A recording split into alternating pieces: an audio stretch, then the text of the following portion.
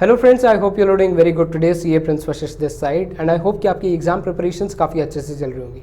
Well, आज के इस वीडियो में हम एक प्रैक्टिकल और एक फ्रैंक डिस्कशन करेंगे कुछ ऐसी मिस्टेक्स के बारे में, कुछ ऐसे फैक्टर्स के बारे में जिनकी वजह से many CA students are not able to clear their exams.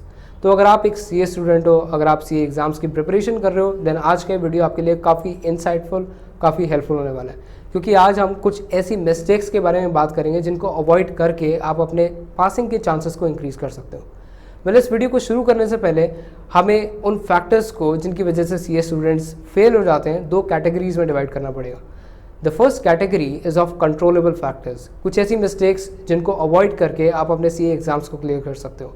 And then there are uncontrollable factors due to which CA students fail. हम अनकंट्रोलेबल फैक्टर्स के बारे में भी डिस्कशन करेंगे but towards the end of the video.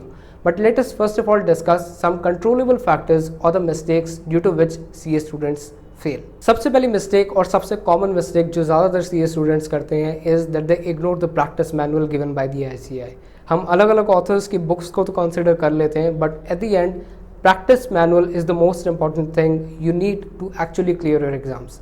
काफ़ी बार ऐसा हुआ है इन द पास्ट कि प्रैक्टिस मैनुअल से क्वेश्चंस एज इट इज़ उठ के सीए एग्जाम्स में आ जाते हैं। You can not avoid it at any cost. भले ही आपने किसी भी ऑथर की बुक से पढ़ा हो but you still need to once look at the practice manual as well. And the other mistake which most CA students make is a lack of proper exam oriented preparation strategy.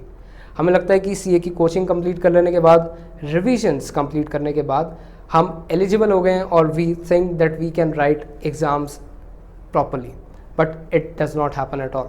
काफ़ी बार हमें although एक confidence तो आ जाता है revisions complete कर लेने के बाद, लेकिन आपने एक्सपीरियंस किया होगा कि in the exam hall we are unable to recall the answers. काफ़ी बार इनफैक्ट मेरे साथ भी होता था कि although I have prepared properly but still in the exam hall I am unable to write the answer. Why does it happen? It happens क्योंकि हमारी प्रिपरेशन एग्जाम ओरिएंटेड नहीं थी। हमने सिलेबस तो कंप्लीट कर लिया and we have the confidence but हमने answers writing की तो प्रैक्टिस की नहीं। So all you need to do in order to overcome this mistake is write as many mock test papers as possible. आप खुद को 3 घंटे का टाइम दो and write as if you are writing an actual exam. तभी आप evaluate कर पाओगे, तभी आपकी रिकॉलिंग की एबिलिटी बढ़ पाएगी and this is how you will be able to overcome exam anxiety. And the second mistake which most CS students make is a lack of proper time management. With proper time management, I don't mean to say कि आपको एक specific time table ही follow करना है, आपको सुबह 5 बजे उठना है, आपको एक specific time table follow करना है throughout the day. No.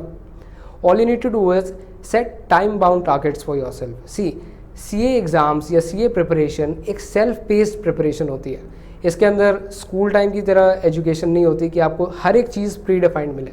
आपको खुद से ही सारी मेहनत करनी पड़ती है, खुद का ही शेड्यूल खुद से बनाना पड़ता है। तो all you need to do is set specific time bound targets for yourself. आपको खुद के लिए weekly, daily and monthly target set करने पड़ेंगे जिनके अकॉर्डिंग आपको काम करना पड़ेगा। If you do not do so then believe me, काफ़ी बार आपको लगेगा कि आपको आंसर्स आते हैं या आपको कॉन्सेप्ट्स आते हैं but by the time exams come you will see कि you are losing your confidence. So a proper time management is a must if you really want to clear your CA exams. And the next mistake here is the inability to overcome distractions.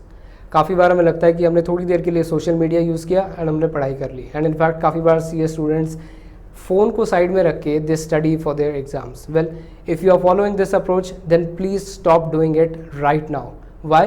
क्योंकि हमें लगता है कि हमने थोड़ी देर के लिए सोशल मीडिया यूज़ किया and then we came back to our studies. It does not happen at all.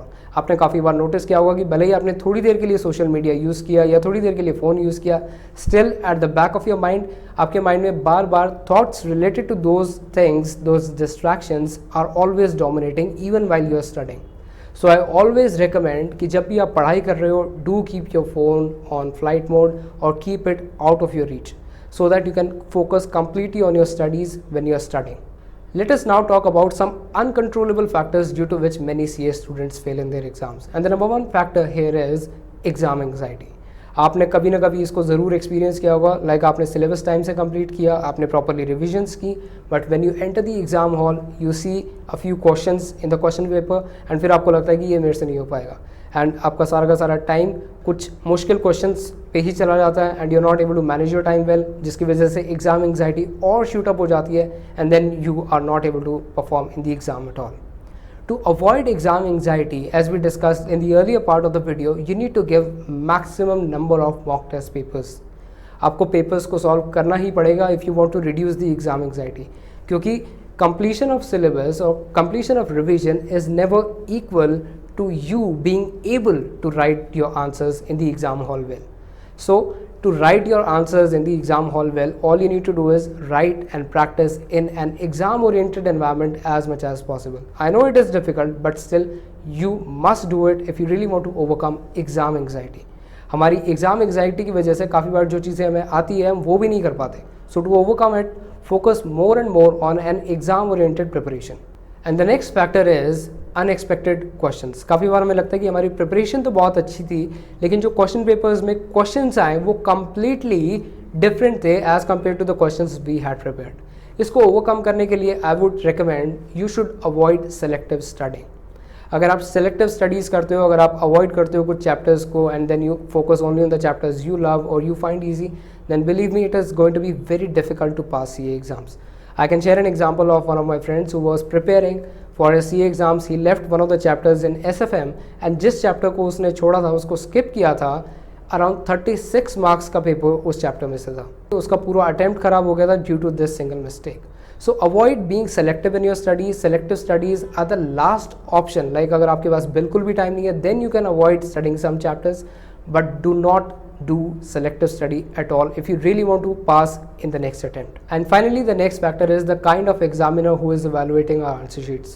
कैसा एग्जामिनर हमारी आंसर शीट्स को evaluate कर रहा है, कैसी personal judgment involved है in the evaluation of our answer sheets is a big factor as well.